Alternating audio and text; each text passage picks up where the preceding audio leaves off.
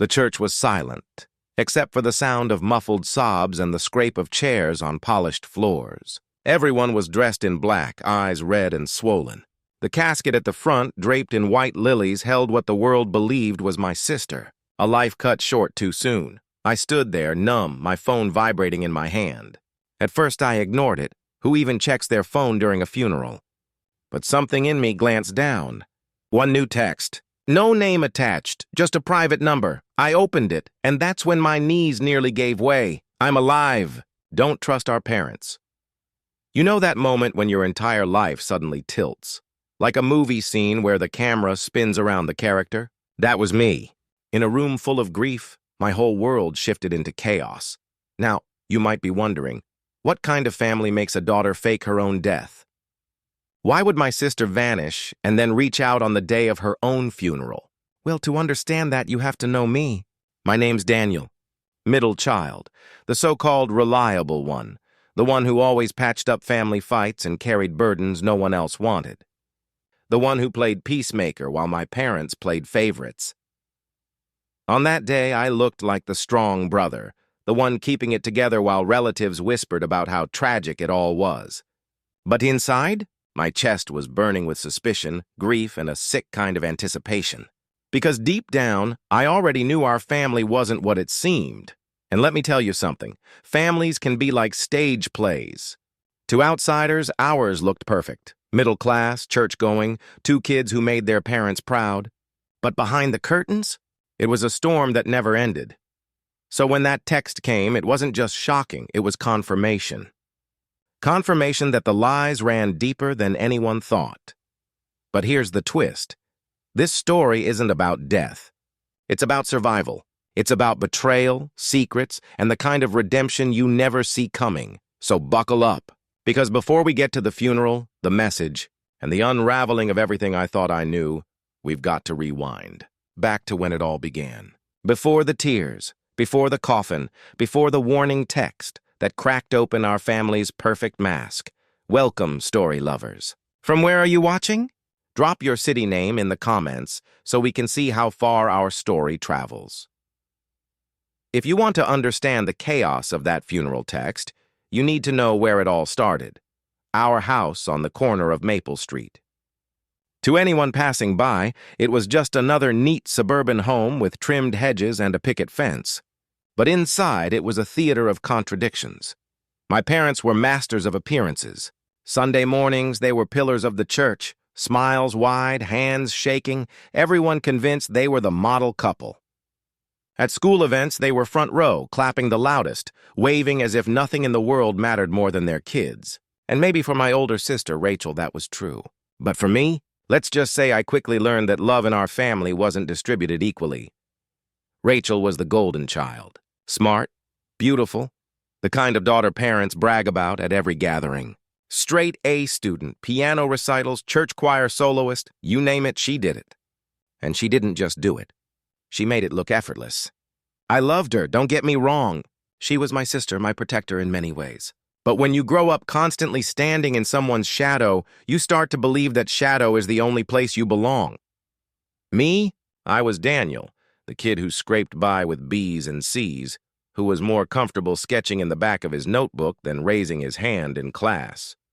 I wasn't failing, but I wasn't dazzling either. My parents noticed. Oh, they noticed. And they made sure I did too. "Why can't you be more like your sister?" was the anthem of my childhood. It echoed through every report card, every parent-teacher conference, every dinner table lecture. But here's the thing. Rachel never made me feel less. If anything, she made me feel seen. When I stayed up late working on drawings, she'd sneak into my room, sit on the edge of my bed, and tell me my art was better than half the junk hanging in galleries. She was my cheerleader when no one else bothered to clap. She had this way of making me believe I wasn't invisible. Still, even with Rachel's support, I couldn't escape the weight of being the disappointment. That label stuck to me like a second skin. And in families like ours, once you're labeled, it's almost impossible to peel it off. But it wasn't just favoritism that poisoned our house. It was control. My parents didn't just want children. They wanted puppets. They measured success not by happiness or growth, but by how well we fit their image. Rachel had the looks and the talent, so they molded her into their star. I had stubbornness and imagination, qualities they couldn't control, so I became their problem. I remember one night, around age 12, sneaking out to watch a meteor shower from the roof. Rachel was with me, wrapped in a blanket. We whispered about the future, about leaving home someday and carving out lives that were ours, not our parents'. She wanted freedom more than applause. I wanted acceptance more than perfection. We promised each other that no matter what, we'd escape the script our parents were writing for us. But life has a way of turning promises into scars. High school was where the cracks widened. Rachel's every achievement became another spotlight blinding me. She got scholarships. I got scoldings. She brought home trophies. I brought home excuses. And while she wore her success like armor, I wore my failures like chains. The irony? Rachel wasn't as free as everyone thought. She may have been the golden child, but she was also the most trapped. Our parents demanded perfection, and she delivered, even if it meant burying her real self. I'd catch her crying in the bathroom after another flawless performance, her mascara smudged, whispering that she wished she could just be ordinary. It broke me, watching her crumble in secret while the world clapped. It broke me more when I realized that I couldn't protect her from the very people who claimed to love us. By the time I hit college, our family dynamic had hardened into stone. Rachel was on a fast track to success. Law school, internships, glowing recommendations. I dropped out after 2 years, burned out from trying to chase a path that wasn't mine. My parents called it proof of my failure. I called it survival. Through it all, Rachel never abandoned me. She slipped me money when I couldn't pay rent, encouraged me when I started working odd jobs, reminded me that being different wasn't being lesser. She was my lifeline in a sea of disappointment, and that's why her death hit so hard. Because losing her wasn't just losing a sister. It was losing the only person who ever made me feel like I mattered. So, when I stood at that funeral clutching my phone, reading that she was alive and warning me about our parents, every memory flooded back. The favoritism, the control, the whispered promises on the roof, the hidden tears behind perfect smiles. This wasn't just a text message. It was a lifeline. It was a crack in the coffin of lies our family had been burying for decades. But before that revelation could make sense, before I could even process what it meant, the story of how Rachel ended up here, how we both ended up here, needed to unravel piece by piece. Because families like ours don't implode overnight. They rot slowly from the inside out. And mine? It had been rotting for years. The first cracks in the perfect family facade didn't come with Rachel's so-called death. They came years earlier in small, almost invisible ways, the kind of details you brush off until they snowball into something you can't ignore. It started with money. Not mine, of course. I never had enough of it to misplace. But Rachel, who lived under our parents' roof while prepping for law school, began to notice that her savings account was mysteriously shrinking. At first, she thought it was her own mismanagement, books, travel, the endless drain of being a student. But when she sat down and ran the numbers, something didn't add up. She didn't tell me at first. She was always protective like that, trying to shield me from stress even when I was drowning in my own. But I found out one night when I showed up unannounced at her apartment. She was hunched over her laptop, spreadsheets glowing on the screen, face pale in the dim light. "Tell me I'm crazy," she said, half laughing, half crying. "Tell me I didn't just watch $10,000 vanish under my nose." Turns out, she wasn't crazy. Someone had been dipping into her accounts. Not strangers, not hackers, but people with access. People like our parents. That was the first time Rachel said it out loud. They're using us. And once she said it, the pieces started clicking together. The pressure, the manipulation, the constant push for her to succeed wasn't just about pride, it was about power. Our parents weren't just molding her for glory, they were shaping her into a tool.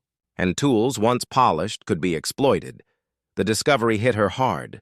For me, it was a mix of shock and grim validation.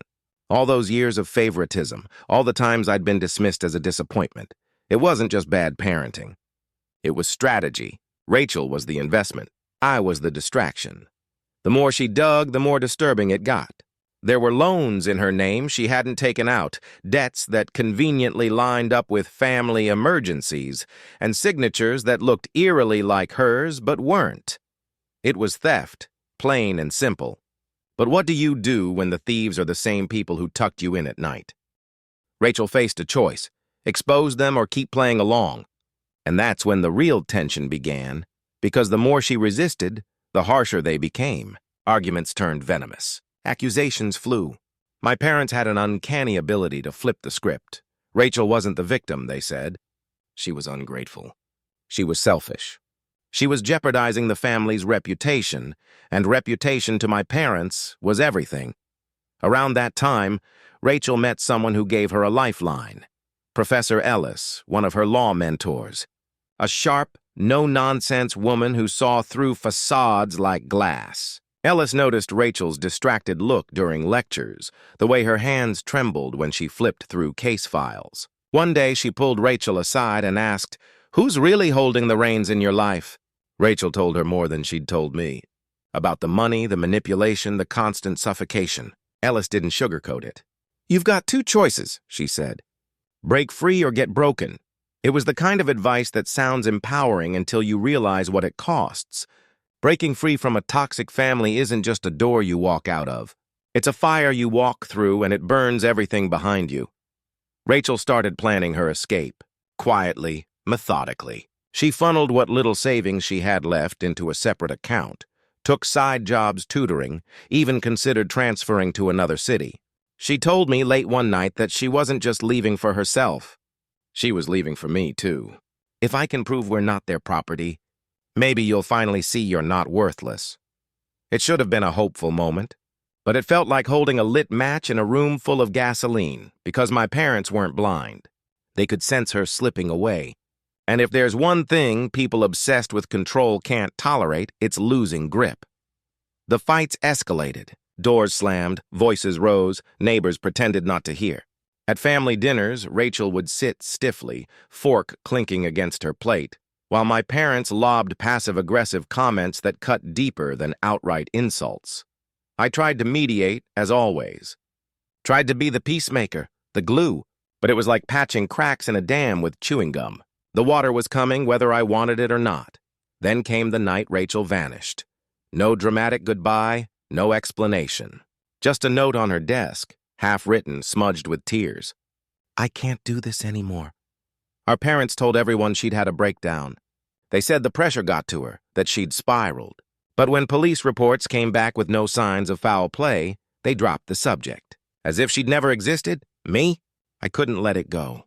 I searched, asked questions, called friends, but every lead was a dead end. And every time I pushed, my parents pushed back harder. "You need to move on, Daniel. Focus on your own life." But how do you move on when your sister, the one who saw you, who believed in you, vanishes into thin air? It wasn't until her funeral years later, staring at a closed casket and holding that phone in my hand, that I realized the truth. Rachel hadn't just disappeared.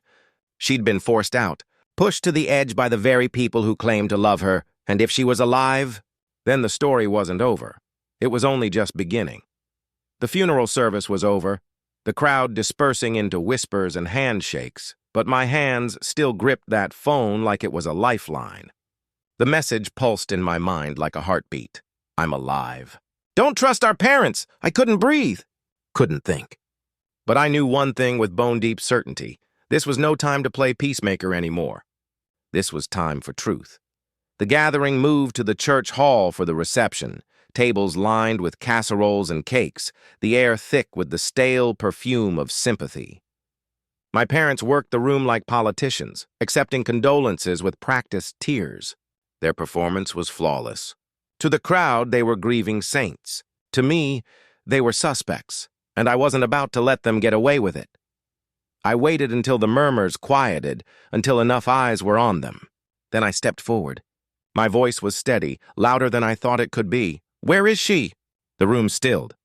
Forks clinked against plates. My mother's smile froze mid-sob. My father's jaw tightened. "What are you talking about, Daniel?" My father said, "All authority, all command." "Your sister is gone. You saw the casket?" I held up my phone like a torch. Then explain this. Gasps rippled through the hall as relatives craned their necks. Some looked confused. Some looked horrified. My parents, though? Their faces said it all. Not shock. Not grief. Fear. That was when I knew I had them cornered. You used her, I said, my voice rising. You drained her savings, signed her name on loans, and when she finally tried to break free, you pushed her out. You erased her, and now you're standing here, collecting sympathy like it's currency. The silence was suffocating. I saw Ellis, Rachel's old mentor, in the back of the room, eyes sharp, lips pressed tight. She had come to pay respects, but now she was watching a trial unfold. My father tried to recover, voice booming with false outrage. How dare you accuse us on a day like this? I didn't flinch. For the first time in my life, I didn't shrink under his voice. No, how dare you? How dare you make her believe she was nothing but your investment? How dare you bury her while she's still breathing? The crowd shifted, whispers turning into judgmental stares, not at me, but at them. Masks were slipping, and then came the gut punch. My phone buzzed again. Another message. Same number. Same sister. Don't let them fool you. The will. They changed it. The will. I looked straight at my parents. So that's what this was about. Not grief. Not loss. Money. Property. Control. Even in death, or fake death, you couldn't stop exploiting her. My mother broke then. Not with confession, but with venom. You think you know everything, Daniel? You think she was some saint? She was weak. She was selfish. She abandoned us. No, I said, every word slicing the air. She abandoned you. She saved herself. And in that moment, I realized the power had shifted. All my life, I had been the quiet one, the overlooked, the shadow. But now, I was the one holding the truth in my hands, while they were scrambling in the wreckage of their lies. I didn't need to scream. I didn't need fists. The truth was enough. And everyone in that room saw it. The reception ended in chaos. Relatives pulling away from my parents, whispers turning into condemnation. Ella stepped forward, placing a hand on my shoulder. You did what needed to be done, she whispered. But even then, I knew this wasn't the end. Exposing them publicly was one thing. Facing the fallout, the lies, the legal mess, the inevitable retaliation, that was another. Still, for the first time, I felt something I hadn't felt in years. Strength. That night, lying in bed, I stared at the ceiling, replaying every second. The casket, the text, the confrontation. I had burned the bridge back to silence, and there was no return. But sometimes, to find redemption, you have to burn the bridges that kept you trapped. And Rachel, somewhere out there, alive, waiting. I knew this was just the beginning of finding her. Dear audience, if you're still with me, don't forget to give this story a like. It really helps spread these powerful journeys to more people like you. The days after the funeral confrontation felt like waking from a nightmare. For the first time in my life, I had pulled the curtain back on my parents' performance, and the world had seen what lay beneath. Relatives stopped calling them role models, neighbors stopped praising their discipline. The masks they had worn so tightly began to crumble, piece by piece. But even with the public exposure, one truth still haunted me. Rachel was alive, and I hadn't seen her yet. The texts kept coming, brief, cautious messages sent from burner phones and hidden accounts. She told me she was safe but couldn't reveal where. She warned me our parents would fight back, that they'd spin new lies to protect their image. And she was right. They tried. Threats came in the form of lawyers' letters and whispered accusations. Daniel is unstable, they told anyone who would listen. He's grieving and lashing out. But this time I didn't fold under their narrative. This time I had allies. Ellis, her mentor, became a lighthouse in the storm. She guided me through the mess of legal documents, helped me connect with investigators, and showed me how to protect myself. What my parents had hidden for years, the loans, the forged signatures, the financial exploitation, slowly came to light. And then weeks later, it happened. Rachel sent me an address. It wasn't some glamorous hideaway. It was a small apartment in a quiet city 2 hours away. My hands shook as I knocked on the door. For a moment, I wondered if it was a trick, if I'd been clinging to hope that would shatter on the spot. But then the door opened, and there she was, Rachel, alive. Her hair was shorter, her frame thinner, but her eyes, those same eyes that once told me my art was good enough, were unmistakable. We stood frozen for a second before she pulled me into a hug that erased years of silence. We didn't speak much that first hour. Words would have ruined it. Instead, we sat on her couch, holding mugs of tea, letting the weight of everything settle. For the first time since childhood, I felt whole. Over the weeks that followed, Rachel told me the full story. How our parents had cornered her with threats when she tried to cut ties. How they forged her disappearance as a mental breakdown to cover their tracks. How she realized the only way to truly escape was to vanish altogether. She had built a modest life under the radar, tutoring, freelancing, saving just enough to survive. But survival wasn't the same as living, and now she wanted to live again. That's where redemption truly began.